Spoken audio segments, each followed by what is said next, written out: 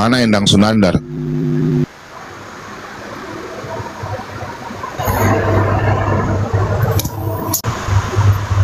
Minta bergabung aja Nandar, sebenarnya bisa itu Mas. Jangan dimulai matchnya dulu, matchnya diakhirin dulu yang ini, baru apa tuh diundang Nandarnya. Iya, kalau putuskan dulu. Nah ini aku baru bisa undang dia. Nah, mohon maaf ya, kena report aku, kena report. Aduh, jangan main report ya. Ya dirubah lah cepat. Oh ya pas sudah.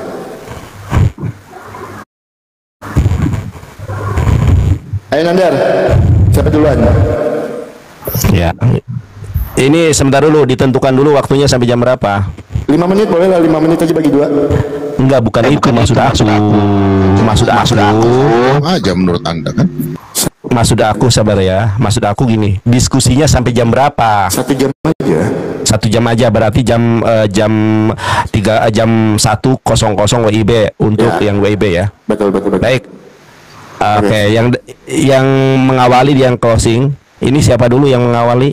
Duluan aja. Oke, kita dulu Ustad. Oke, gaskan Tad, selesaikan, habiskan Tad dengan ilmu Ustad nih ya. Oke, terima. Nah, silakan guru saya, Ustazi. Bismillahirrahmanirrahim. Assalamualaikum warahmatullahi wabarakatuh dan salam selamat malam untuk teman-teman Kristen. Di sini temanya, apakah agama Islam itu menyembah batu? Nah, apakah agama Islam itu menyembah Ka'bah dan apakah umat Islam itu menyembah patung? Maka saya katakan dengan tegas tidak. Nah, kata-kata tidak ini apakah ada dalilnya? Ada. Di mana dalilnya? Di dalam surah Quraisy ayat ketiga. Di sana secara tegas Allah Subhanahu wa taala memerintahkan Nabi Muhammad dan umatnya untuk menyembah pemilik kota Mekah. Falyabudu rabb hadzal bait. Maka sembahlah Tuhan pemilik Mekah ini, maksudnya Ka'bah ini. Nah, kenapa Allah menyuruh Nabi Muhammad dengan kalimat rabb hadzal bait? Ya,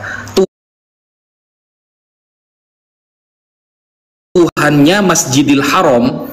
Ada alasannya. Di sini kita cek ya di dalam literatur Islam, kenapa disebut dengan Tuhan Masjidil Haram. Nah, padahal di ayat-ayat lain Allah beberapa kali mengatakan Tuhan semesta alam. Nah, ini ya, falyabudu rabb hadzal bait. Kita cek di dalam keterangan Imam Al-Qurtubi. Cek di tafsir Qurtubi itu banyak, terjemahannya sudah banyak itu ya.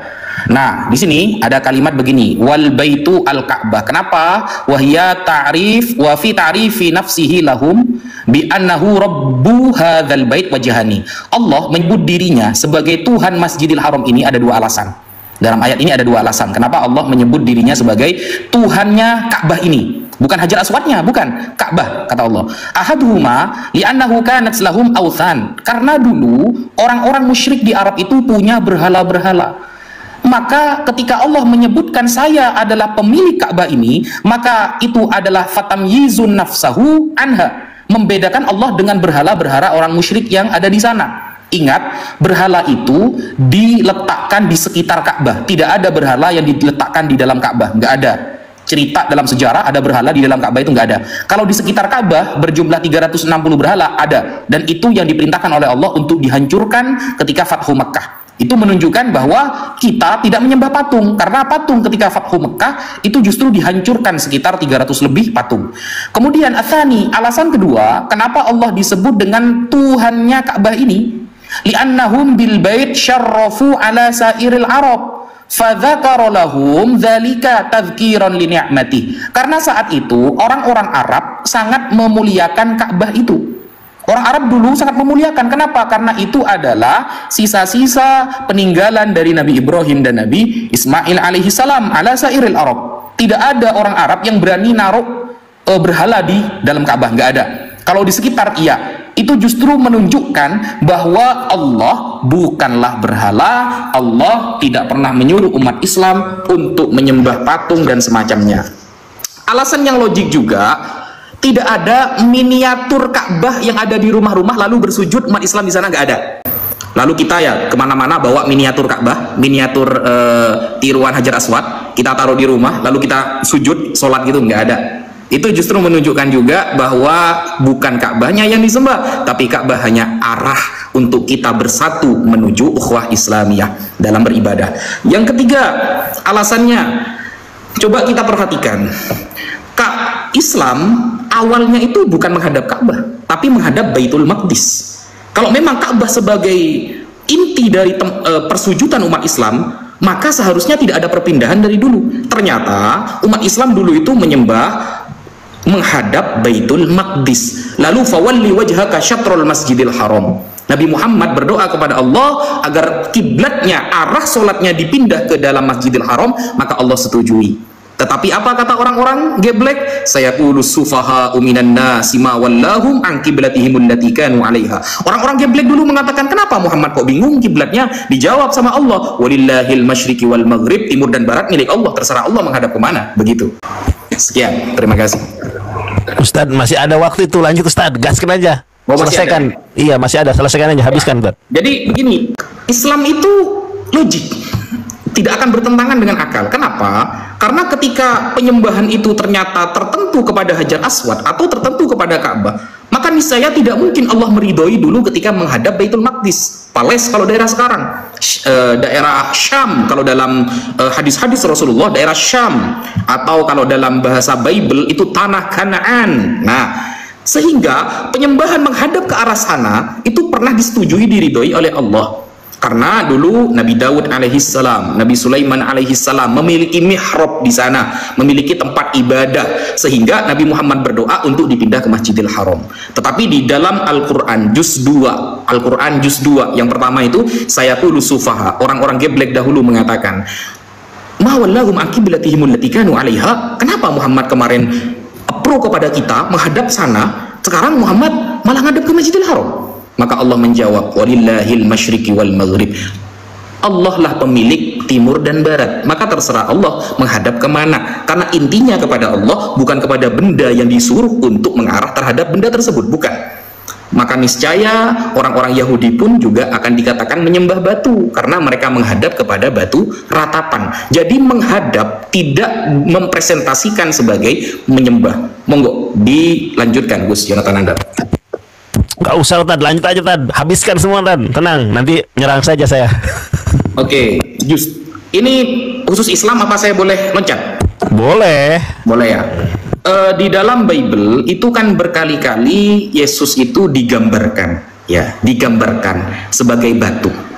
Pertanyaan saya begini, di dalam bahasa sastra, penggambaran manusia dengan batu itu kaitannya apa? Mohon dijawab.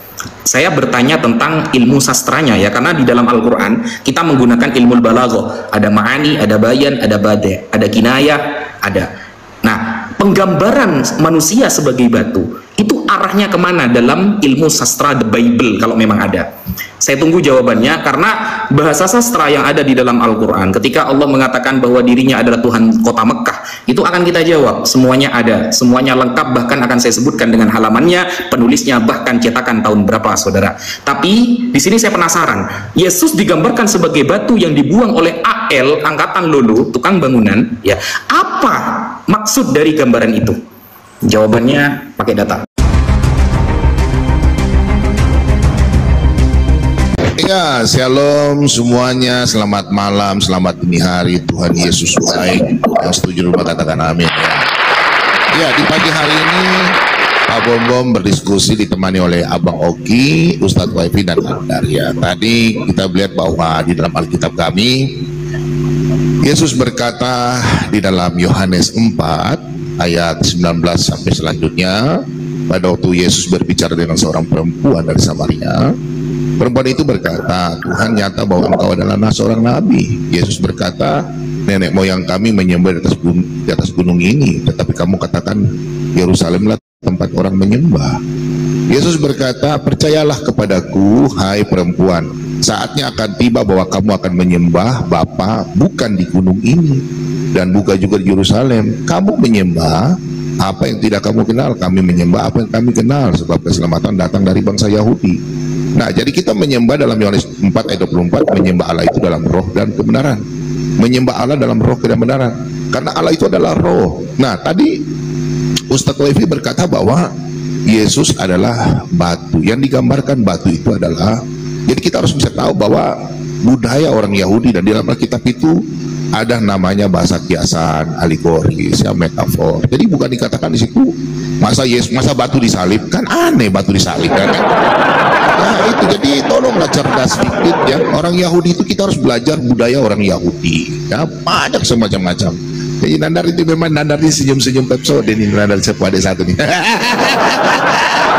Jadi orang Kristen itu nggak pernah menyembah batu menghadap kiri kanan. Kita menyembah dalam roh dan kebenaran. Kami memuji Tuhan. Kemudian masalah patung. Ya patung itu ibaratnya seperti foto ya. Foto kalau kita kangen. Jadi patung itu bukan kami nyembah. Ya atau patung Bunda Maria atau patung Yesus, kami bukan menyembah. Bukan ya. Jadi seperti kalau di rumah kami ada foto orang tua kami. Oh ini orang tua kami, contoh bapak saya dan mama saya kan sudah meninggal. Jadi foto itu kita lihat seperti ikon saja ya. Oh ini orang tua saya pernah lahirkan saya, supaya anak cucu saya tahu bahwa oh ini bapak punya mama ya. Nah itu juga. Kalau kita kangen kan lihat foto kadang kita nangis ya. Kita kadang cium, itu foto orang tua kita katakannya. Jadi bukan kita menyembah, sorry minta maaf, kita nggak sembah itu ya. Jadi ayat Alkitab sudah sangat jelas ya. Nah pertanyaannya saya sebelum saya lari ke Oki, anak Oki sebentar aja Oki. Pertanyaan saya pernah baca suatu hadis, nanti saya akan tunjukkan sebentar, bahwa Nabi Muhammad itu berbicara dengan batu.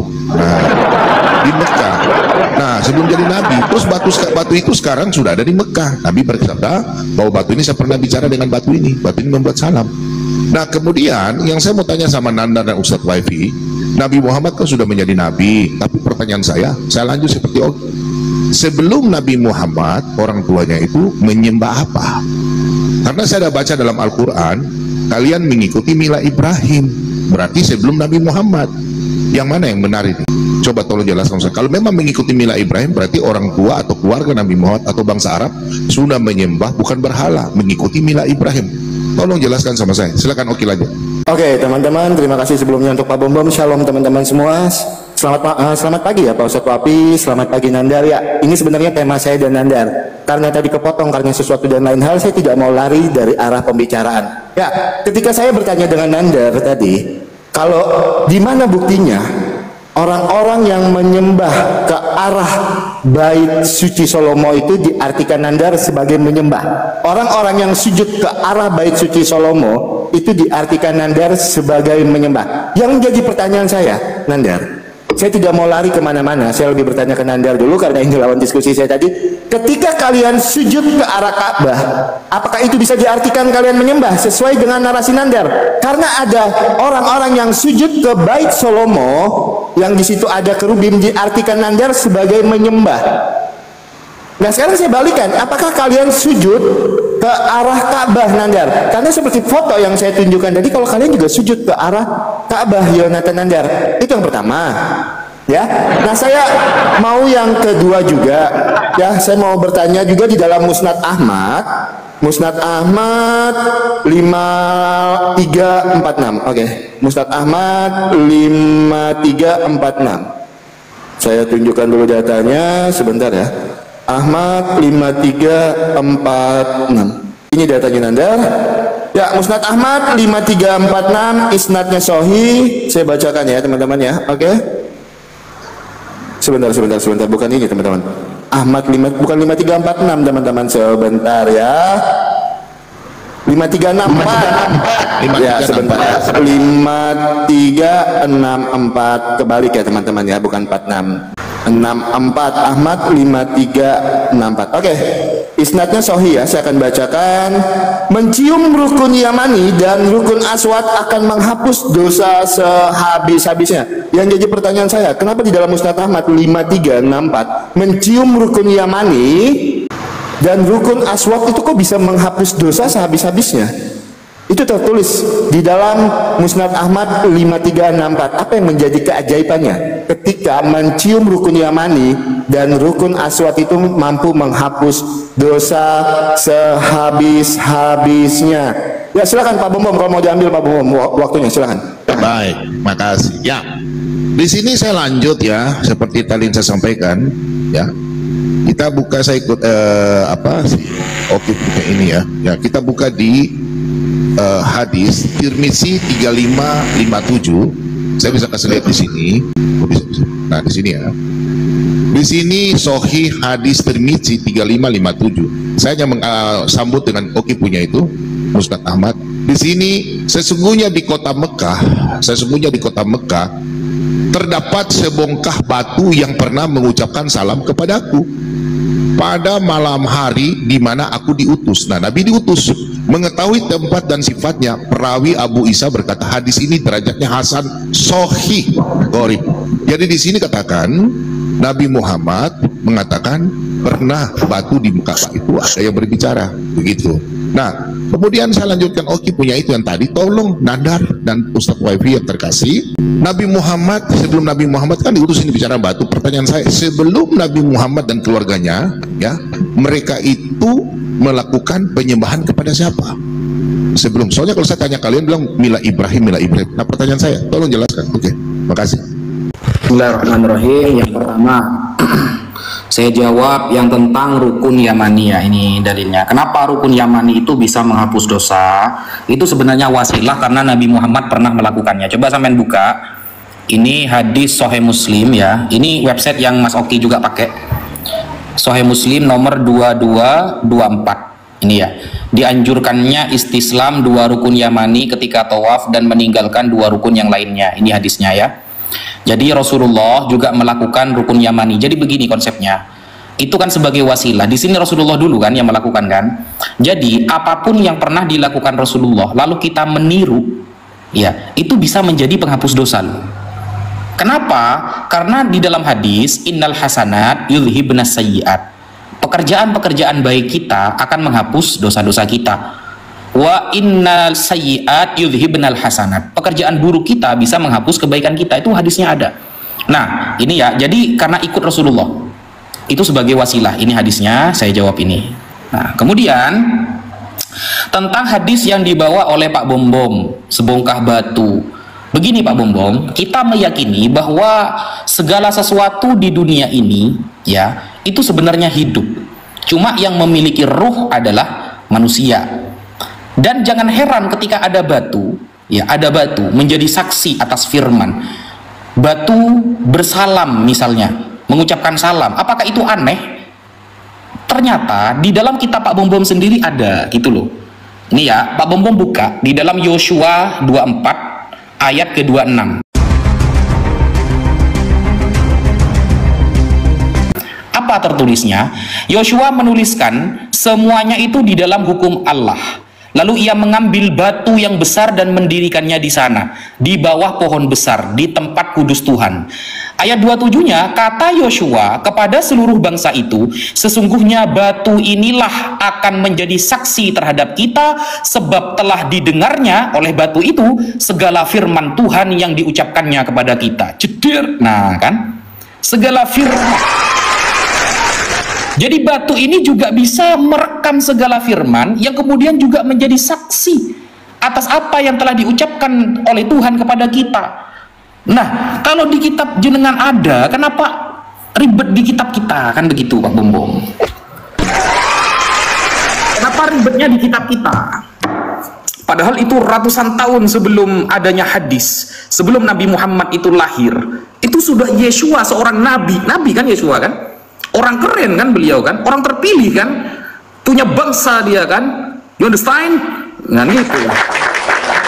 Dia mengatakan bahwa apa yang didengar batu ini, segala firman Tuhan yang diucapkan kepada kita sudah menjadi saksi terekam oleh batu ini. Maka itu bukan hal yang mustahil Pak Bombom. Ketika Tuhan saja bisa jadi manusia, apalagi batu mau dijadikan manusia, kan begitu. Kata teman-teman Kristen kan, Tuhan bisa jadi manusia kok, apalagi cuma batu mau dihidupkan. Kan keren Tuhan kalau bisa seperti itu. Itu kan bukan hal yang apa namanya, hal yang mistis yang tidak bisa dijangkau oleh akal Pak Bombom. Apalagi riwayat yang dibaca Pak Bombom itu adalah, ini kalau andaikan riwayat itu sahih ya, ternyata riwayat itu hasan sahih gharib. Pak Bombom tidak paham ternyata apa hadis gharib. Gharib itu hadis yang jarang diketahui Pak Bombom. Ya, gharib itu hadis yang jarang diketahui, asing, nggak dijadikan dalil oleh para ulama. Begitu, itu namanya hadis gharib. Kalau mau dikatakan sahih nih, penangkalnya sudah ada. Monggo Gus, dilanjutkan Gus. Nggak lanjut Tad, sampai saya mah 2,5 aja Tad. Masih ada sisa. Apa lagi tadi? Apa lagi Bom? Udah itu Tad. Oh, Udah terjawab semua. Milah. Pak Bambong. Jadi begini Pak Bambong, Anit tabi' millata Ibrahim hanifa, itu kan tertulis jelas di dalam Al-Quran. Kita diperintahkan oleh Allah untuk mengikuti milah Abraham. Milah Abraham ini yang bagaimana, kan begitu. Maka Al-Quran menuliskan di ayat itu hanifa, yang lurus. Makanya Al-Quran di dalam surah Al-Kahfi ayat pertama, apa kata Allah? Alhamdulillahilladzi anzala ala abdihil kitaba wa lam yaj'al lahu iwaja qayyima. Al-Quran yang Allah turunkan ini lurus, hanifa. Maka ketika Nabi Ibrahim diperintahkan sunat, Nabi Ibrahim diperintahkan sunat tertulis di dalam surah Al-Baqarah ayat 124. Wa idzi batala Ibrahima rabbuhu bikalimatin fa'atammahun. Ketika Nabi Ibrahim diperintahkan beberapa perintah oleh Allah, beliau langsung menyempurnakannya. Beberapa perintah itu apa saja? Tertulis di dalam tafsir Jalalain karya Al-Imam As-Suyuti dan Jalaluddin Al-Mahalli, tafsiran surah Al-Baqarah ayat 124. Salah satu yang diperintahkan itu adalah al-khitan, yaitu bersunat. Kita juga bersunat. Begitu. Monggo, Gus, lanjut. Lanjut Tad, nggak apa-apa Tad. Masih banyak waktu. Ustadz, tadi mereka bertanya agama orang tua Nabi Muhammad SAW. Lanjut aja Ustadz. Pokoknya biar mereka tercerahkan. Nabi Muhammad loh, namanya saja Abdullah. Abdullah itu artinya hamba Allah, ya Islam lah. Mana sih? Namanya Abdullah. Kecuali namanya Abdul Yesus, berarti.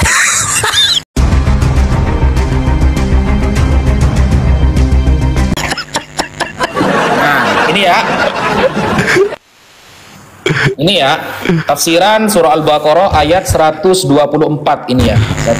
Ini wa idzibtala Ibrahim rabbuhu bikalimatin fa'atammahun. Beberapa perintah yang langsung Nabi Ibrahim sempurnakan apa saja, salah satunya ini.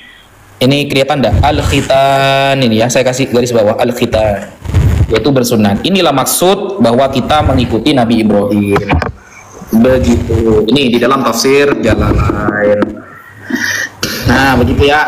Dan tadi saya sempurnakan lagi jawaban untuk Mas Oki. Jadi begini Mas Oki. Hadis itu innal hasanat yudhibna sayyi'at. Kebaikan dapat menghapus dosa. Berarti kan semua apa yang telah dilakukan Nabi seperti sholat. Sholat itu juga menghapus dosa. Seperti sholat sunnah, seperti bersedekah, itu kan hasanat, kebaikan. Itu juga bisa menghapus dosa. Jadi itu arahnya lebih ke wasilah. Makanya Sayyidina Umar mengatakan, anti ya hajar la tudur wa la tanfa. Kamu batu nggak bikin bahaya, nggak bikin manfaat. Lau anni ma ra'aitu Rasulullah yuqabbiluka ma qabbaltuki. Andaikan aku nggak melihat Rasulullah nyium kamu, ngapain aku nyium kamu? Berarti kan posisinya karena dilakukan Rasulullah, bukan karena esensi dari batunya. Jadi apapun yang dilakukan Rasulullah itu berdampak akan menghapus dosa dari diri kita, karena hakikatnya yang dilakukan Rasulullah adalah wahyu dari Allah. Wa ma yantiqu 'anil hawa in huwa illa wahyun yuha. Tidaklah Masya Allah semata. Kira-kira seperti itu yang bisa saya sampaikan. luar biasa Ustadz Wafi ini memang maskot teman-teman. Tenang teman-teman, kita belum bertanya ini ya teman-teman, sabar ya. Kita belum bertanya Ustadz. Jangan lupa bertanya Ustadz. Oh iya. Iya Ustadz Wafi. Aduh, silakan. Iya, tadi sangat blunder ya, blunder sekali. Memang mereka ini nggak memahami kitab Yosua 24 ini ayat 26 sampai 27 ya. Di sini sampai mereka memframing batu merekam. Batu mana yang merekam? Emangnya CD pakai merekam? Aja ini. Jadi mereka dari tadi kan saya udah bilang, Israel itu, bangsa Yahudi itu, orang Yahudi itu, Israel itu bahasanya itu ada alegoris ya. Harus ayat Alkitab diperkuat dengan ayat Alkitab lain dong. Cuma jangan batu begini baca batu berbicara. Gimana sih, aneh-aneh. Tetap akan bertentangan dengan kitab Imamat 26 ayat 1 dan kitab Keluaran 20. Jangan engkau menyembah Tuhan Allahmu, membuat patung apapun itu, menyembah batu, berukir, sujud, menyembah. Baca dong Imamat kitab yang lain, Keluaran yang lain. Masa batu bicara, emang batu bicara, aneh-aneh aja. Oke, saya lanjut dulu ya. Tadi Ustaz bilang itu ya, kita buka kalau di dalam hadis ya, tolong dicatat Bapak Nandar, jangan kok haho saja. Nah, di dalam hadis Muslim 4222 di situ hadis Muslim sahih. Nandar kok dia di situ sini katakan batu memberi salam kepada Nabi Muhammad. Pertanyaan saya, itu kiasan atau benar atau apa? Nah, tadi saya bertanya, Ustaz Wafi belum jawab. Tadi dalam surat Haji, Al-Haji 22-27, di situ Ibrahim, kalian harus mengikuti mila Ibrahim, harus naik haji. Nah, pertanyaan saya, Nabi sebelum Nabi Muhammad menjadi Nabi, orang-orang tua itu sudah pernah naik haji enggak? Orang tua, kalian bilang, kok ya saya jawab, sekarang saya bantah. Tolong perhatikan ini ya, Nandarto, tolong catat ini baik-baik. Tetap bertentangan dengan ini.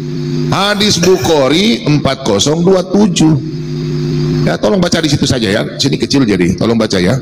Hadis Bukhari 4027. Sahih ya. Di sini katakan, aku mendengar Abu Raja Al-Taridi berkata, dulu sebelum Nabi Muhammad, dulu kami menyembah batu. Kami menyembah batu. Apabila kami mendapatkan batu yang lebih baik, maka kami melemparkannya dan mengambil yang lain. Dan apabila kami tidak menemukan batu, kami mengumpul segenggam tanah. Lalu kami bawakan seekor kambing. Kemudian kami peraskan susu untuknya. Lalu kami tawaf dengannya. Apabila datang bulan Rajab, kami mengatakan tidak ada peperangan. Maka kami tidak memberikan tombak maupun panah yang tajam, kecuali kami cabut dan kami lemparkan sebagai pengagungan terhadap bulan Rajab. Dan aku mendengar Abu Raja berkata, pada hari Nabi diutus, aku pada waktu itu sebagai seorang anak mengembala unta milik keluargaku. Tatkala kami mendengar Nabi berdakwah, kami lari ke neraka, yaitu ke Musalamah Al-Ghazat. Nah, ini kan sudah sangat jelas. Sebelum Nabi Muhammad jadi Nabi, nah jangan kok ketawa-ketawa Nandar. Ini mana yang benar ini? Mengikut mila Ibrahim, Nabi Muhammad punya orang tua sudah naik haji, seperti surat Al-Haji 27, atau kalian ini ambil batu, sembah batu di hadis Bukhari 4027 sahih. Ini kan sangat jelas. Silakan Oke, yang pertama aku mau sampaikan dulu sama Nandar. Kenapa Nandar tidak mau menjawab pertanyaan saya, Nandar? Ketika sebelum diskusi ini berlangsung tadi, Nandar bernarasi sujud ke arah Bait Solomo itu sama dengan menyembah. Lah, pertanyaan saya, kamu sujud ke arah Ka'bah enggak? Apakah itu bisa diartikan sebagai menyembah juga dengan narasi yang sama yang Nandar bawakan? Itu yang pertama ya. Yang kedua, teman-teman, aku mau sampaikan ya. Saya ada yang report. Aman-aman, tap layar aja boleh, Pak Ustaz. Ya. Yang apa tuh, teman-teman? Yang kedua, Pak Ustadz Wafi tadi ketika ditanya Pak Bom, apa agama orang tuanya Nabi Muhammad sebelum Nabi Muhammad menjadi seorang Nabi? Pak Abdul Wafi tadi sampaikan namanya kan Abdul, berarti agamanya adalah Islam. Itu yang disampaikan. Pertanyaan saya, kalau memang beragama Islam, kenapa di suatu hadis Muslim 302 ayatnya sahih, wahai Rasulullah, di manakah bapakku? Beliau menjawab, dia ada dalam neraka. Ketika laki-laki tersebut berlalu pergi, maka beliau memanggilnya. Oke, suara hilang. Sesungguhnya bapakku dan bapamu di dalam neraka. Kenapa kok bapaknya Nabi Muhammad di dalam neraka ketika beliau beragama Islam, seperti yang Pak Ustadz Abdul Wafi sampaikan? Nah, itu yang pertama. Yang kedua, teman-teman, karena masih ada waktu ya. Oke, sedikit waktunya aku minta Pak Bom di dalam Tirmizi 884, hadis Tirmizi 884, saya cuma mau minta penjelasan aja. Rasulullah SAW bersabda mengenai Hajar Aswad, demi Allah, Allah akan membangkitkannya pada hari kiamat dengan dua mata dan lisan yang dapat berbicara, bersaksi bagi siapa saja yang menyentuhnya dengan benar. Abu Isa berkata, ini merupakan hadis hasan. Ya, silakan, nanti saya cuma minta penjelasan dari Tirmizi 884 dan hadis Muslim 302. Dan poin saya ke Nandar, apakah kalian sujud menyembah ke arah sujud ke arah Ka'bah itu bisa diartikan menyembah? Karena Nandar tadi mengartikan sujud ke arah Bait Solomo itu dengan arti menyembah. Nandar tolong nanti jawab ya. Silakan Pak Bom, masih ada waktu kalau mau dipakai Pak Bom. Silakan. Baik ya. Jadi di dalam Alkitab kami, segala tulisan yang diilhamkan Allah memang bermanfaat untuk mengajar dan mendidik orang dalam kebenaran. Kami orang Kristen tidak pernah namanya mau satu ayat enggak. Di dalam kitab Ulangan 19 ayat 15, 2-3 perkara saksi sah. Jadi bukan kita baca kitab Yosua 24 ayat 26 masuk, oh begini, oh batu begini, nggak bisa. Kita harus berkuat dengan dua ayat. Yang pertama Keluaran 20 ya, ayat yang keempat dan selanjutnya. Imamat 26 ayat 1. Saya pikir sudah clear ya.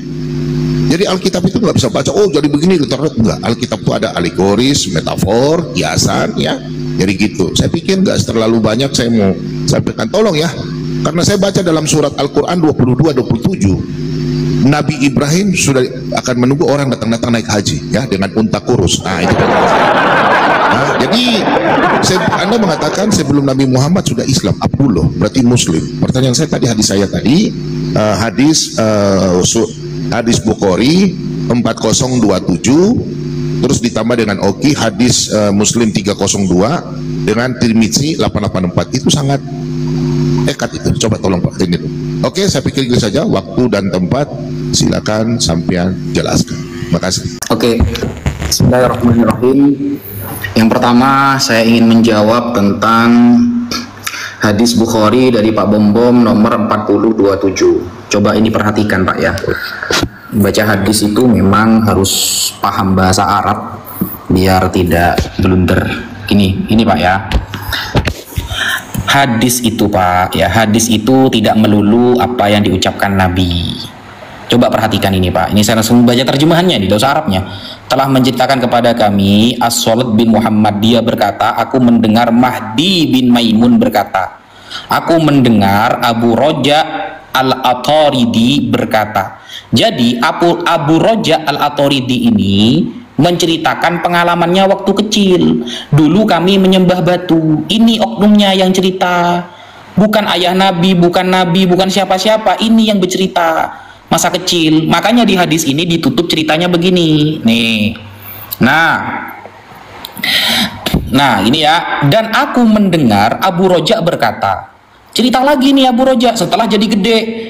Pada hari Nabi Muhammad SAW diutus, nah beliau sudah gede nih. Ketika Nabi Muhammad sudah diutus, aku pada waktu itu sebagai seorang anak pengembala unta milik keluargaku. Kerjanya pengembala unta ketika Nabi diutus ketika itu. Tatkala kami mendengar Nabi Muhammad SAW, kami lari ke neraka, yaitu ke Musailamah Al-Kadzab. Musailamah Al-Kadzab adalah orang yang mengaku-ngaku Nabi yang akan diperangi oleh Nabi nanti ini. Dia yang mengaku-ngaku sebagai Nabi palsu. Jadi ini ceritanya Abu Roja, bukan Nabi, bukan ayahnya ini. Gitu loh kalau baca.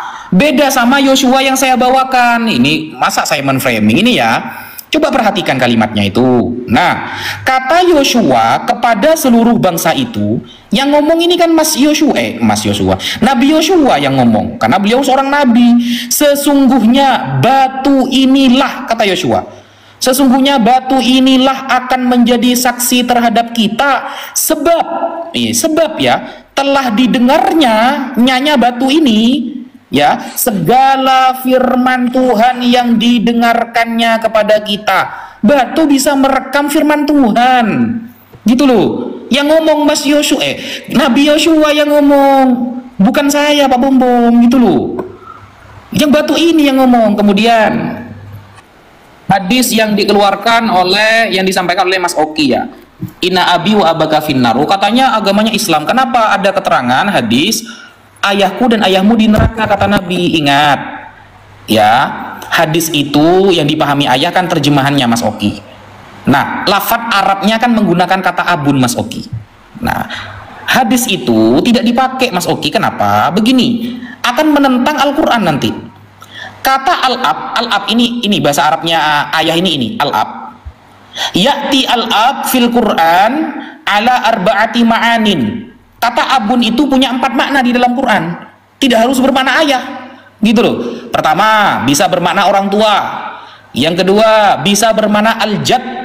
Apa jad? Kakek. Seperti ungkapan Nabi Yusuf dalam Al-Quran ini ya. Wattaba'tu millata abai, dan aku mengikuti millah ayah-ayahku. Siapa? Ibrahim, Ishak, dan Yakub. Apakah ayahnya Ibrahim ini? Kan bukan, kakeknya kan. Ini tertulis dalam surah Yusuf ayat 38. Maksud Nabi itu adalah pamannya, karena pamannya memang masuk neraka, Abu Jahal, Abu Lahab, gitu. Nah, kalau yang dalilnya ada nggak di Al-Quran? Ada. Coba buka surah Al-Baqarah ayat 133. Idh qala li banihi ma ta'buduna min ba'di. Ketika Nabi Yakub berkata kepada anaknya, apa yang akan kalian sembah setelah aku mati? Qalu, anak-anak Nabi Yakub mengatakan, na'budu ilahaka wa ilaha abaika. Kami akan menyembah Tuhan yang engkau sembah dan Tuhan ayah-ayah kalian. Apakah abaun? Dari abun itu ayah, ternyata disebutkan Nabi Ismail. Nabi Ismail ini pamannya, tapi menggunakan kata abun gitu loh. A'mam, kan begitu. Nah, itu ya dalilnya ya. Oh ya, biar sampean yang bertanya ada Gus, saya nggak paham yang mau nanya apa ini. Baik, Ustadz, saya ya. Siap. Nah, ini saya bertanya sekarang. Terima kasih Ustadi atas ilmunya. Otot-otot diceramahi. Ustadz, saya bacakan di dalam Keluaran 20 nomor keempat. Jangan membuat bagimu patung yang menyerupai apapun yang ada di langit, di atas, atau yang ada di bumi, di bawah, atau yang ada di dalam air di bawah.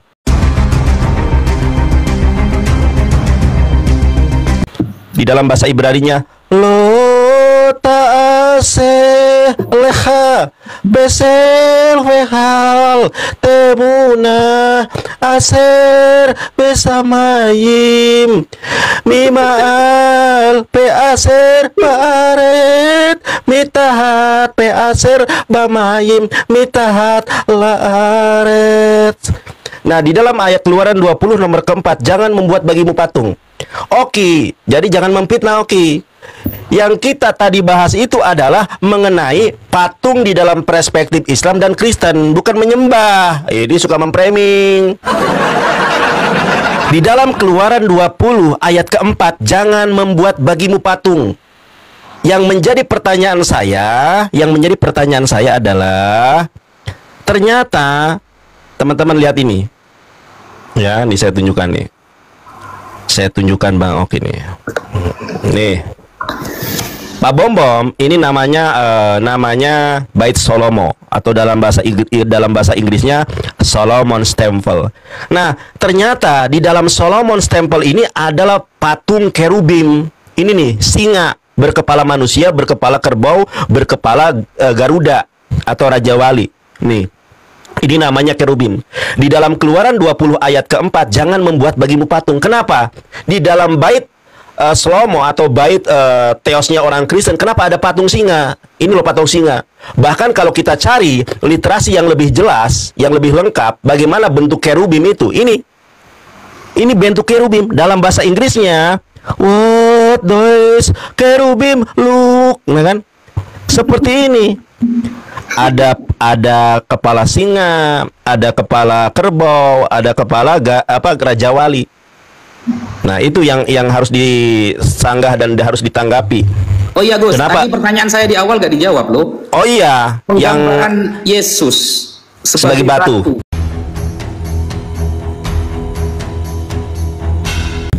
Itu dalam ilmu sastra itu apa maksudnya? Belum dijawab. Pak Bom sama Bang Oki belum menjawab. Kata batu di dalam perjanjian baru yang ditujukan kepada Yesus adalah batu. Dalam bahasa sastranya itu apa? Apa? Ya, Ustaz. Kemana apa itu namanya? Gitu loh. Belum dijawab. Tuh, 2 nih. Jeder. Ini baru kita bertanya, Tad. Aduh. Nah, bingung mereka nanti. Ini nggak pikir kita mungkin nggak sekolah bahasa Indonesia apa ya? Ya. Jadi tadi dalam hadis Bukhari ya 40 ya 4027, pertanyaan saya kan simpel, pertanyaan saya itu ya, sebelum Nabi Muhammad diutus menjadi nabi, kalian mengatakan kalian mengikuti mila Ibrahim, meskipun orang tuanya itu tidak jelas bilang Abdullah. Itu kan cuma tafsir kalian saja. Bagaimana sih? Nah, buktinya ini sahabat Nabi ya. Di sini kan Anda mengatakan, ya kan di sini kan Anda mengatakan, di sini kan namanya siapa ini? Abu Raja Al-Tari, Mahdi bin Mainum. Aku mendengar, di sini kan berkata, aku mendengar Abu Raja Al-Taridi nih. Kalian bilang Abdul, ini kan berarti kan sahabatnya Nabi.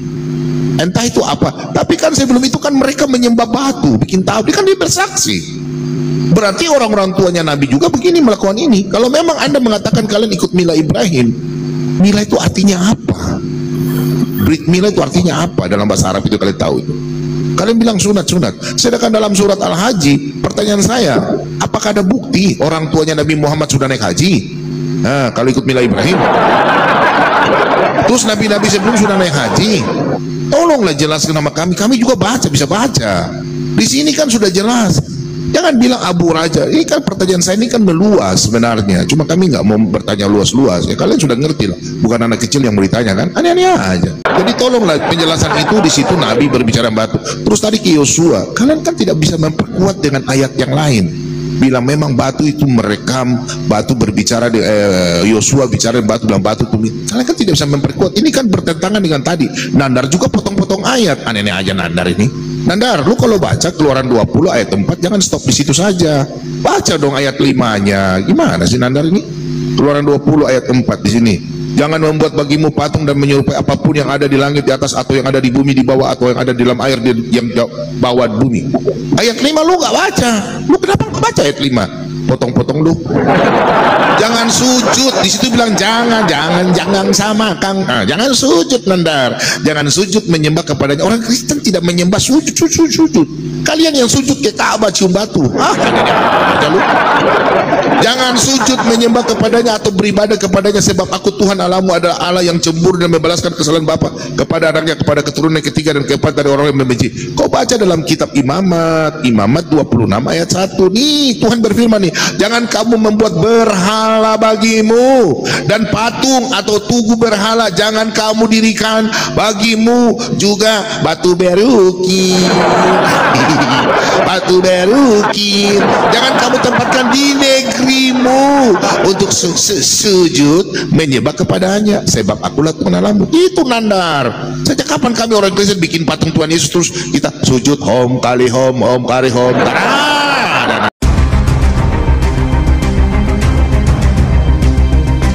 Gimana sih Nandar? Oke, lanjut oke. Pertanyaan saya ingat ya. Siapa yang sudah naik haji itu? Oke teman-teman, inilah Nandar, inilah standar gandanya Nandar. Ketika Nandar membawa tema ini, Nandar, semua narasi itu kalau berdiskusi saya tidak pernah tidak mencatat Nandar. Ini narasi Nandar yang Nandar tipu-tipu dengan saya. Ya, jangan jadi fitnah. Ini narasimu Nandar. Sujud menyembah ke bait Salomo diartikan menyembah. Ini narasimu Nandar. Ini narasimu, ya. Tapi nggak apa-apa kalau Nandar tidak mengakui narasinya. Nanti silahkan cek di YouTube ya teman-teman ya. Silahkan cek di YouTube aja. Itu. Nah, jadi ketika Nandar ingin mengatakan kalau kami menyembah berhala karena ada kerubim di Bait Salomo, Nandar mengartikan sujud itu sebagai arti menyembah. Tetapi ketika kita samakan kalian sujud ke Ka'bah, kalian tidak mau dibilang menyembah. Itu standar ganda. Saya boleh sampaikan, itu standar ganda dan Nandar tidak mengakui bahasanya. Itulah. Kenapa standar ganda? Ketika orang sujud menyembah ke kerubim diartikan menyembah, tapi kalian sujud ke Ka'bah tidak mau diartikan menyembah. Saya kan cuma menggunakan narasi Nandar yang saya balikan ke iman Nandar sendiri. Ya, itu yang pertama teman-teman.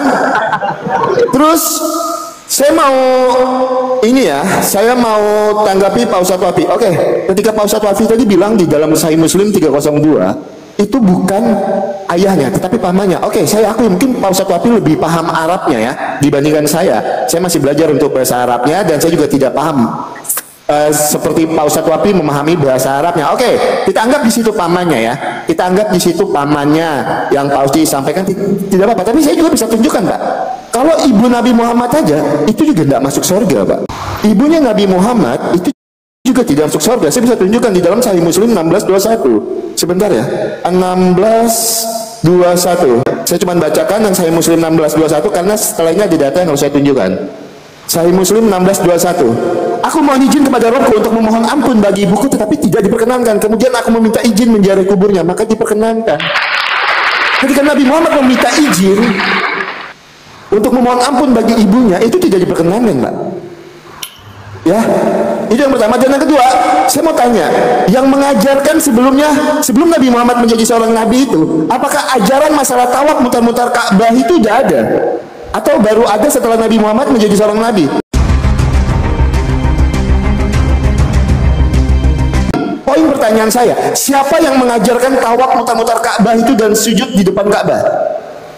Yang mengajarkan ya, yang saya tanya, siapa yang menciptakan atau mengajarkan tawaf mutar-mutar Ka'bah atau sujud di depan Ka'bah? Saya minta data dan dalilnya. Kan sudah lanjutkan aja kan di dalam hadis Bukhari 4027. Di situ lalu kami tawaf, putar susu keliling batu, tawaf dengannya apabila datang bulan Rajab. Kami mengatakan tidak ada peperangan.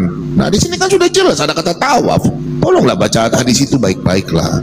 Ya, di sini kan sudah sangat jelas kalau memang orang tuanya Nabi itu mengikuti mila Ibrahim, kenapa seperti yang Oki tadi sampaikan hadisnya bahwa orang tua Nabi itu ada di neraka, itu tadi betul nggak Oki? Ya kan? Nah itu pertanyaannya kami. Betul. Itu coba tolong fokus pertanyaan kami lah. Nah tadi saya lanjut yang Pak Ustadz bilang masalah batu ya. Di situ kan saya udah bilang tadi ya. Itu kan simbolis ya, simbolis dalam Mazmur 118 ayat 22, Kisah Rasul 4 ayat ke-11. Batu penjuru itu melambangkan kekuatan, stabilitas, dan dasar yang kokoh dalam konteks kekristenan.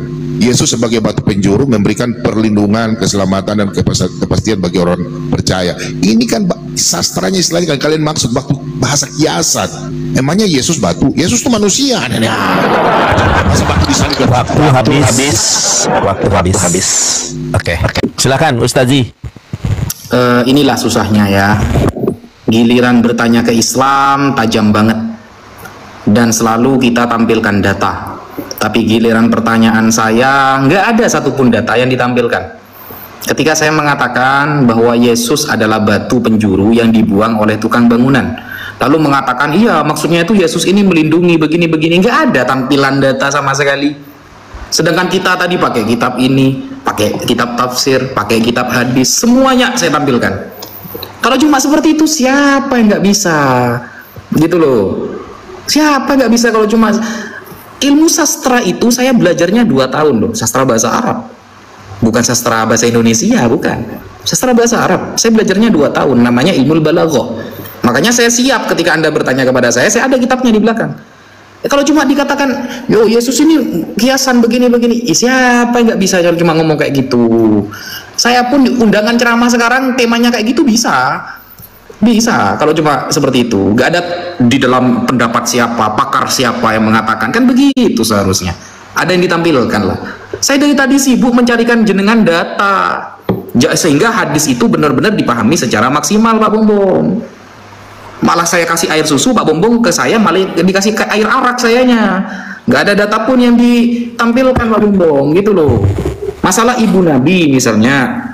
Jadi begini, di dalam ilmu hadis itu ada teori nasakh ya, penasahan sebuah hadis yang sudah nggak dipakai. Orang tua Nabi ketika tidak boleh diziarahi ibunya maksudnya ya oleh Nabi Muhammad SAW, itu tidak menunjukkan ibu Nabi itu adalah ahli neraka sebagai status kafir, enggak. Karena begini, ini kalau saya jelaskan panjang sebenarnya, tapi rugi saya nampilin data ini, rugi karena jawaban saya pun nggak ada data yang ditampilkan gitu loh. Jadi gini, Nabi Isa dan Nabi Muhammad itu terpaut ratusan tahun. Nah, ketika terpaut ratusan tahun, itu namanya ada masa fatroh. Amin, buka nanti ya. Apa sih masa fatroh itu? Buka di Google boleh lah. Karena keterangannya akan sama nanti. Masa fatroh. Masa fatroh itu masa kekosongan Nabi. Gak ada Nabi, gak ada orang yang bisa didakwahi. Gak ada orang yang muncul di sana sebagai Nabi, sedangkan dia hanya mendengar sedikit dari cerita-cerita Nabi Isa dulu. Nah, jarak Nabi Isa dengan Nabi Muhammad kan jauh ratusan tahun, sehingga orang-orang yang tidak kesampaian dakwah Nabi ini, sedangkan yang ke Mekah itu bukan Nabi Isa. Nabi Isa ada di tanah Syam, jauh, bukan di Mekah.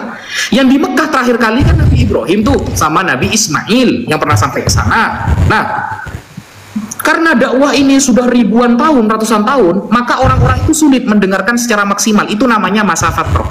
Nah, kalau masa fatroh, maka jelas mereka memang nggak boleh diziarahi karena mereka sudah dapat jaminan surga. Ziarah itu mau dimintain ampunan doa kan, ampunan dosa, dosa ibu saya, ya Allah ampunilah dosanya, saya datang ke makamnya.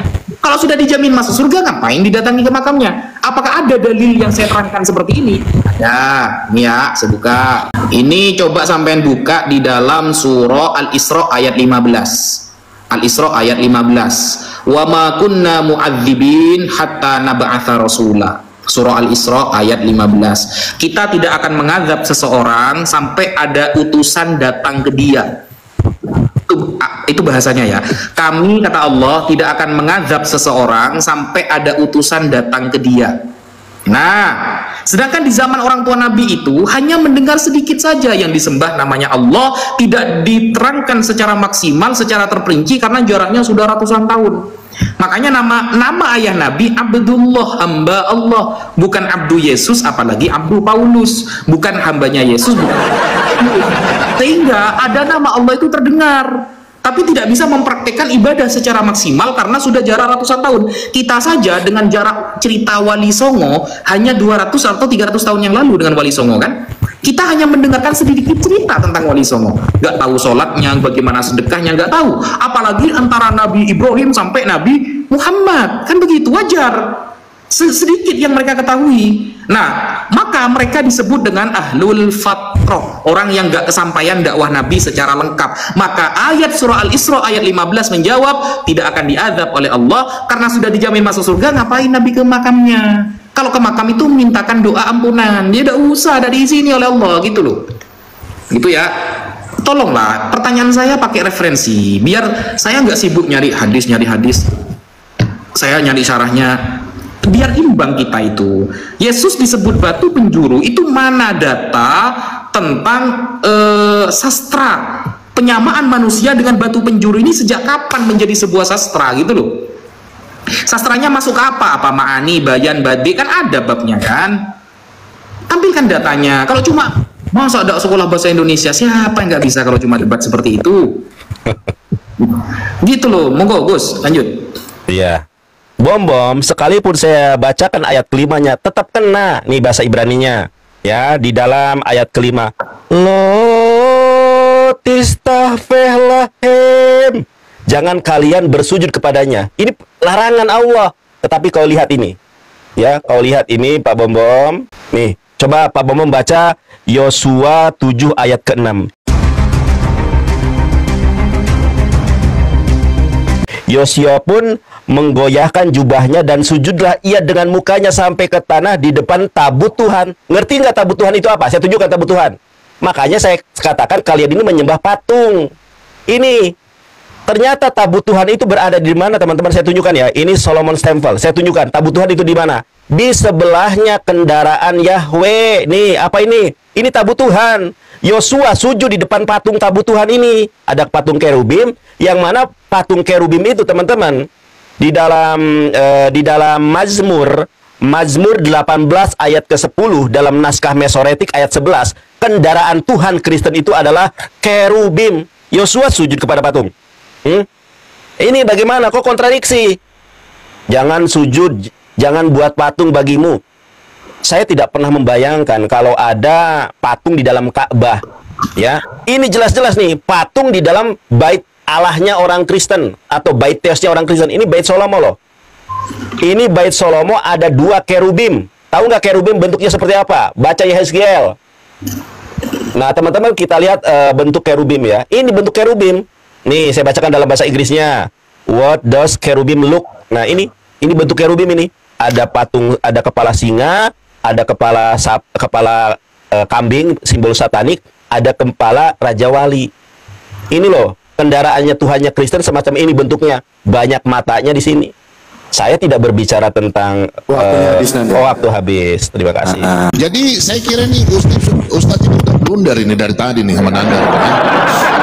Tadi kan pertanyaan saya kan, kalau memang Nabi Muhammad punya orang tua mengikuti mila Ibrahim, berarti tidak di neraka.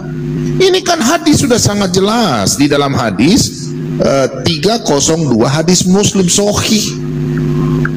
Kan tadi Oki sudah kasih tunjuk. Kenapa kita mengulang-ulang lagi? Tinggal bertanya.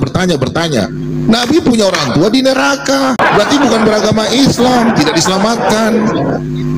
Nah tadi itu kata tawaf, meliling batu tuh, tawaf putar-putar kayak baling-baling bambu. Tadi kalian bilang itu sebelumnya. Nah pertanyaan saya, siapa yang sudah naik haji? Itu pertanyaan saya. Nabi-nabi sebelumnya. Kalau memang dalam surat 22 ayat 27. Nabi-nabi kan saya sudah Ibrahim itu kan Musa, Daud. Tunjukkan sama saya sejarah. Tadi Ustadz ngotot terus sastra. Gak usah pakai sastra juga, kita paham. Orang Yahudi masa Yesus batu? Emangnya orang Yahudi Yesus batu? Aneh-aneh aja. Itu kan sudah jelas Yesus sendiri berkata, akulah batu penjuru itu. Kan Yesus mengatakan dialah batu penjuru itu, batu yang dibuang. Nandar selalu bilang, kan itu kan sudah jelas. Ngapain saya masih tunjuk ayat lagi? Nandar selalu bilang Yesus adalah batu penjuru. Yesus kan datang udah senyum-senyum aja tuh Nandar. Sekarang blunder lagi jilat ludahnya. Gimana sih? Nandar selalu bilang Yesus mengaku sebagai batu penjuru. Ngapain kita lagi mau bawa lagi ke situ ke Nandar? Nah tadi kata Hanif, tolong jelaskan sama saya kata Hanif. Tadi Ustaz Waifi bilang kata Hanif. Hanif itu kan bahasa Suryani, ya kan? Itu kafir. Tolong pertanyaan saya belum dijawab sama Oki.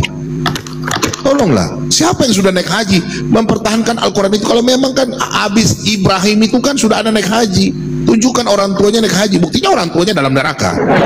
Saya nggak banyak ngomong lagi, saya pikir ini statement saya, nanti kita diskusi mana Tuhan mana. Silakan Oki, lanjutkan deh, saya udah cukup. Oke, ya aku mau tambahkan dulu apa yang disampaikan Pak Bombom. Sebenarnya masalah Tuhan Yesus sebagai batu penjuru kan udah dijawab Pak Bombom lah dari awal ya teman-teman. Itu adalah sebuah perumpamaan, tapi Pak Ustadz Wapi bilang tunjukkan datanya ya, saya tunjukkan sedikit ya di dalam Matius 21 ayat 45. Ketika imam-imam kepala orang-orang Farisi mendengar perumpamaan Yesus, makanya Tuhan Yesus itu disebut batu penjuru. Kenapa? Karena Yesus adalah dasar yang kokoh bagi iman dan kehidupan orang percaya. Itu loh, itu kan suatu perumpamaan jelas di sini dikatakan. Matius 1 ayat 24-5. Jeder, selamat datang di kebenaran. Makanya Pak Bombom dari tadi bilang itu adalah sebuah perumpamaan. Ini loh, ketika imam-imam kepala dan orang-orang Farisi mendengar perumpamaan Yesus. Nah terus kenapa tidak ditanggapi sama sekali? Pertanyaan saya, siapa yang menciptakan atau mengajarkan tawaf muter-muter Ka'bah itu? Kenapa tidak disenggol sama sekali? Tapi karena ini closing statement saya akan tunjukkan datanya di dalam Sirah Nabawiyah Al-Mubakhuri halaman ke-24. Begitu pula kisah kemusyrikan dan penyembahan terhadap berhala yang menjadi fenomena terbesar dari agama-agama orang jahiliyah yang menganggap dirinya berada pada agama Ibrahim. Mereka mempunyai beberapa tradisi dan upacara penyembahan berhala yang mayoritas diciptakan Amir bin Luhai. Nah, ini apa aja yang mereka lakukan? Kita lanjut ke sini langsung teman-teman. Mereka mengelilingi berhala dan mendatanginya berkomat-kamit di hadapannya untuk sujud memenuhi kebutuhan. Yang pertama, yang kedua, mereka menunaikan haji dan tawaf di sekeliling berhala, menunduk dan sujud di hadapannya. Sirah Nabawiyah Al-Mubakhuri. Mungkin Pak Ustadz Wapi ada buku ini ya, silakan cek di halaman ke-24. Halaman ke-24 silakan dicek Sirah Nabawiyah Al-Mubakhuri. Itu pertanyaan saya tidak mau dijawab, tapi tidak apa-apa. Ternyata ajaran itu diciptakan oleh Amir bin Luhai. Jelas tertulis di dalam literasi Pak Ustadz Wapi sendiri. Loh, ini kan literasi sendiri, masa mau dibantah juga literasi Islamnya? Ini, saya bacakan. Mereka mempunyai beberapa tradisi dan upacara penyembahan berhala yang mayoritas diciptakan Amir bin Luhai. Masa mau dibantah? Amr, bukan Amir. Itu. Ini kan data. Nih, Sirah Nabawiyah Al-Mubakhuri. Oke ya teman-teman, saya mau lanjutkan ya. Benar apa yang disampaikan Pak Bombom ya? Kami orang Kristen, kita orang Kristen itu tidak pernah menyembah batu, menyembah berhala, tidak pernah. Ya, Tuhan Yesus disebut sebagai batu penjuru itu apa teman-teman? Yesus adalah dasar yang kokoh bagi iman dan kehidupan orang-orang percaya. Makanya Tuhan Yesus itu disebutkan sebagai batu penjuru.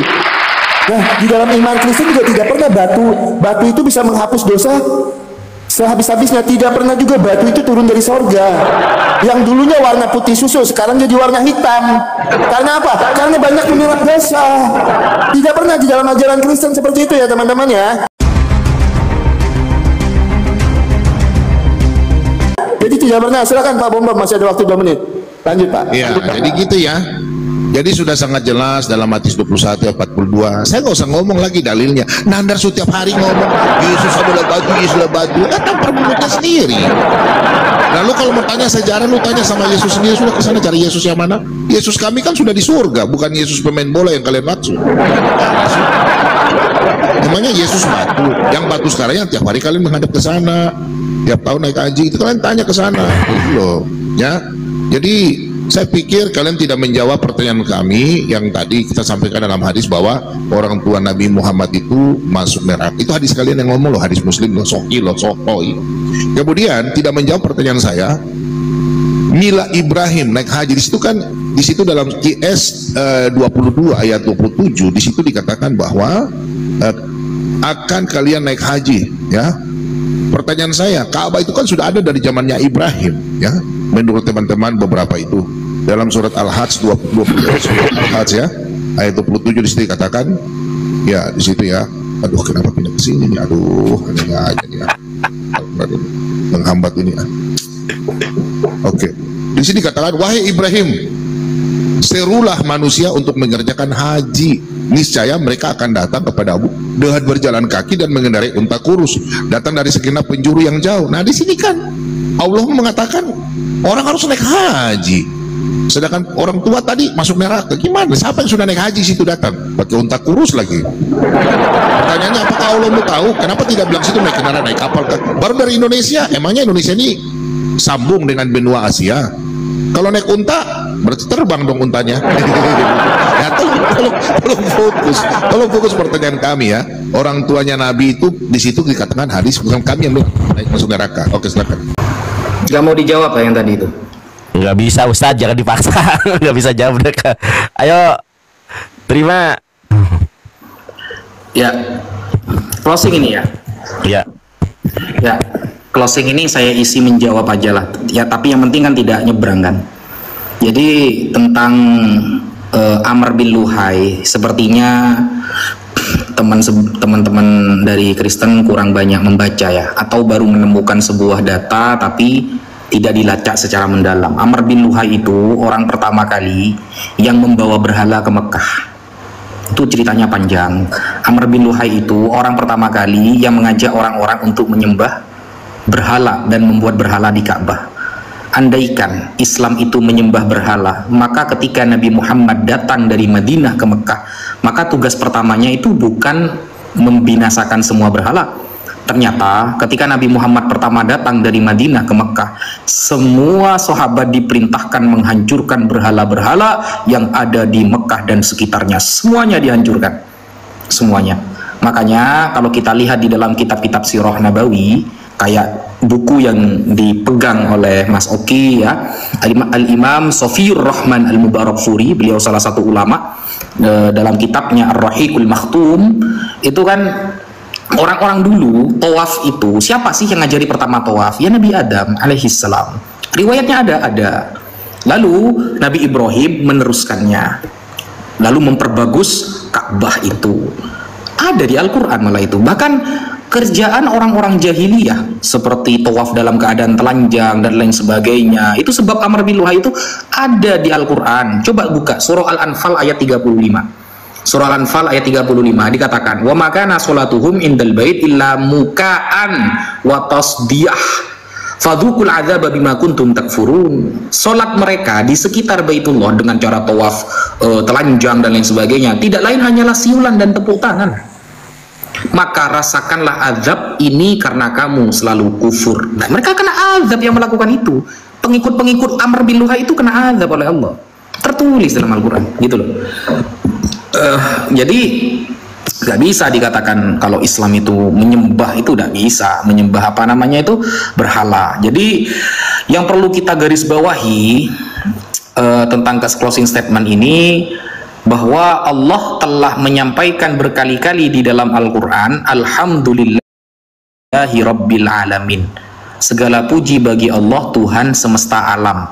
Inna solati wa mahya wa mamati lillahi rabbil alamin. Inna solati wa nusuki wa mahyaya wa mamati lillahi rabbil alamin. Solatku, ibadahku, hidupku, matiku untuk Allah Tuhan semesta alam. Kalimat Tuhan semesta alam itu berkali-kali secara jelas di dalam Al-Quran, dan ini tidak tercatat di dalam selain Al-Quran. Di selain Al-Quran tidak ada istilah Tuhan semesta alam, nggak ada. Hanya ada di dalam Al-Quran, dan itu tercatat berkali-kali. Sehingga benarlah ketika Allah mengatakan kullu ma atakumur rasul fakhudhuh wa ma nahakum anhu fantahu. Apapun yang dibawa oleh Rasul dari wahyu maka ikutilah, dan yang dijauhi oleh Rasul maka jauhilah. Kenapa? Karena Rasulullah mempresentasikan Tuhan yang benar. Tuhan yang benar adalah lam yalid wa lam yulad, tidak beranak dan tidak diperanakkan. Maksud tidak beranak dan tidak diperanakkan itu bukan hanya secara biologis, tapi juga secara istilah dan sastranya. Tidak ada istilah anak Tuhan, tidak ada istilah bapak Tuhan, tidak ada istilah ibu Tuhan atau lain pun. Istilah saja tidak boleh dipakai dan disematkan kepada Tuhan. Kenapa? Itu bisa mencederai kemahakuasaan Tuhan, keesaan Tuhan. Maka ayat itu menentang beberapa paham yang seolah-olah ada semacam satu jenis dengan Tuhan, seperti rupa Tuhan dan lain sebagainya. Maka Allah menetapkan bahwa Dia walam yakul lahu kufuwan ahad, tidak ada yang setara dengan Allah. Mungkin itu yang bisa saya sampaikan. Monggo Mas Yolanta Nandar. Ya, terima kasih Ustadz Wafi. Oki Pak Bomom ini dari tadi nggak menyampaikan data, ya, semuanya berdasarkan asumsi teologi semata. Jadi next diskusi biar menarik pakai data ya. Jangan itu adalah belindung apa, itu kan asumsi teologi ya, yang tidak mempunyai pijakan hukum dari Bible itu sendiri. Bukankah di mute Pak Bomom, ini waktu saya, waktu sama Ustadz Wafi, jangan di ini. Ya kan tadi Pak Bomom sama Oki sudah closing, masa sekarang ngomong lagi. Bukan hanya tidak mengerti Bible dan tidak mengerti Islam, tetapi Pak Bomom dan Oki juga tidak mengerti Bible. Tadi seringkali menyampaikan di mana, kenapa berkeliling tawaf, padahal di dalam ayat-ayat Bible sendiri ada tawaf itu. Ya, di dalam Bible itu sendiri ada tawaf, ya. Bahkan berhaji juga ada. Namanya kalau dalam bahasa Ibrani itu hag, ya. Makanya ada yang namanya itu salos. Salos itu 3 regalim itu berjalan kaki. Gak ngerti kalian? Coba tanya yang bisa bahasa Ibrani, itu salos itu 3. Ada regalim, ya. Regalim itu berjalan kaki menuju ke bait Allah, namanya hag dalam bahasa Ibrani. Nah, banyak ayat yang berbicara tentang itu. Cuma saya akan menyampaikan satu saja, ya. Nih, mereka nggak ngerti mereka ini. Aku membasuh tanganku tanda tak bersalah, lalu berjalan mengelilingi mezbahmu ya Tuhan. Kamu nggak bisa baca kan? Ini saya bacakan dalam bahasa Ibraninya. Erkhas. Ini pakai ini het Pak Bomom, dibacanya seperti huruf kho. Erkhas benikayun kapai Pak asobeba mizbahaha Adonai. Tuh, ternyata di dalam kitab Mazmur 26 ayat ke-6, aku membasuh tanganmu tanda tak bersalah, lalu berjalan mengelilingi mezbahmu ya Tuhan. Dalam bahasa Ibraninya erhas benikayon kafai fa asobebah et mizbahaha yod he fafe tetragramaton jeder. Jadi sebagaimana iman Kristen Protestan, sola scriptura, ya sebelum berdebat itu kuasai dulu materi. Ustadz Wafi dengan keilmuannya menyampaikan data Quran, data hadis, menjelaskan kaidahnya. Masa Ustadz Wafi bertanya, Yesus disebut sebagai batu itu sastra apa ya? Improvisasinya masuk ke mana ini? Ke sastra kah? Ke apakah? Lalu tolong dijelaskan. Malah itu batu pelindung berdasarkan asumsi teologi. Makasih atas diskusi malam hari ini. Matius 21:42 kan menjawab udah closing. Kan itu disebut perumpamaan. Udah closing. Itu namanya asumsi teologis. Iya, udah. Bukan by data. Ya sama kayak Nandar tadi kan. Aku pakai Bible, pakai Ibrani. Itu Yosua 7 ayat ke-6. Masih gak terima dia. Oke. Udah. Ya siap. Sudah closing ya. Terima, tidak terima itulah kenyataan pahit buat. Terima kasih banyak. Maaf kalau ada kata-kata saya salah. Ya sama-sama Pak Bomom. Ini nomor WhatsApp saya teman-teman untuk memiliki buku ini. Buku cara berdebat dengan mereka ya. Buku ini untuk jawaban tuntas fitnah terhadap Islam jilid 1, tema ketuhanan. Sampean bisa WhatsApp ke nomor saya untuk memilikinya. Dan reviewnya sudah bagus semua. Bahasanya mudah dan cara menjawabnya juga enak. Semua Arabnya sudah saya harokati dan saya terjemahkan. Ibrani, Yunani dan Aramaiknya juga sudah kita terjemahkan. Harganya 85.000. Tebalnya hampir 300 halaman. Jadi bisa diorder agar antum juga bisa debat juga, diskusi santai, bukan debat lah. Di sini sudah ada cara menjawab dan cara mengembalikan kepada kitab mereka. Sudah lengkap. Di sini sudah lengkap, guys. Tebel. Ini bukunya tebal. Jadi pertanyaan-pertanyaan tentang ketuhanan, tentang tema Tuhan, penyalipan dan lain sebagainya, itu sudah ada. Seperti batu, Ka'bah, menyembah Ka'bah, semuanya sudah ada. Jadi jawaban saya semuanya di sini tadi. Ya, tentang menyembah Ka'bah itu semuanya ada di sini. Bisa langsung WhatsApp ke nomor saya ini untuk memilikinya. WA aja di sini ya. 0821 dan 4151 kemudian 5141.